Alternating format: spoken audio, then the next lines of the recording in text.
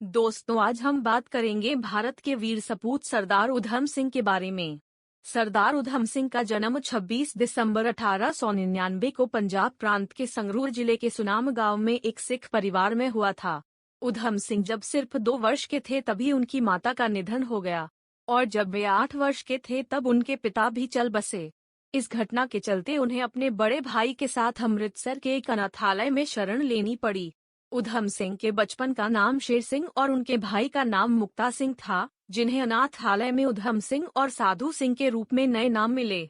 अनाथालय में उधम सिंह की जिंदगी चल ही रही थी कि 1917 में उनके बड़े भाई का भी देहांत हो गया।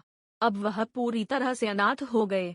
1919 में उन्होंने अनाथालय छोड़ दिया और क्रांतिकारियों के साथ मिलकर आजादी की लड़ाई में शामिल हो गए। उधम सिंह अनाथ हो गए थे, परंतु इसके बावजूद वह विचलित नहीं हुए और देश की आजादी तथा ब्रिटिश जनरल माइकल लोडायर को मारने की अपनी प्रतिज्ञा को पूरा करने के लिए लगातार काम करते रहे। उधम सिंह 13 अप्रैल 1919 को घटित जालियांवाला बाग नरसंहार के प्रत्यक्षदर्शी थे। इस घटना से वीर उधम सिंह तिलमिला गए और उन्होंने जलियांवाला बाग की मिट्टी हाथ में लेकर जनरल डायर को सबक सिखाने की प्रतिज्ञा ली। हालांकि जनरल डायर वापस ब्रिटेन चला गया, लेकिन अपने ध्येय को अंजाम देने के लिए उधम सिंह ने विभिन्न नामों से अफ्रीका, नायरोबी, ब्राजील और अमेरिका की यात्रा की। सन 1934 में उधम सिंह लंदन पहुंचे और वहां एल्डर स्ट्रीट कमर्शियल रोड पर रहने लगे। वहां उन्होंने यात्रा के उद्देश्य से एक कार खरीदी और साथ में अपना ध्येय को पूरा करने के लिए 6 गोलियों वाली एक रिवाल्वर भी खरीद ली। भारत के यह वीर क्रांतिकारी जनरल डायर को ठिकाने लगाने के लिए उचित वक्त का इंतजार करने लगे। आखिरकार उधम सिंह को मौका मिल ही गया।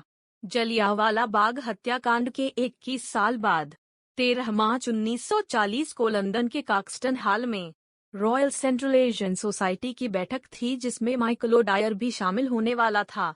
उधम सिंह उस दिन समय से ही बैठक स्थल पर पहुंच गए।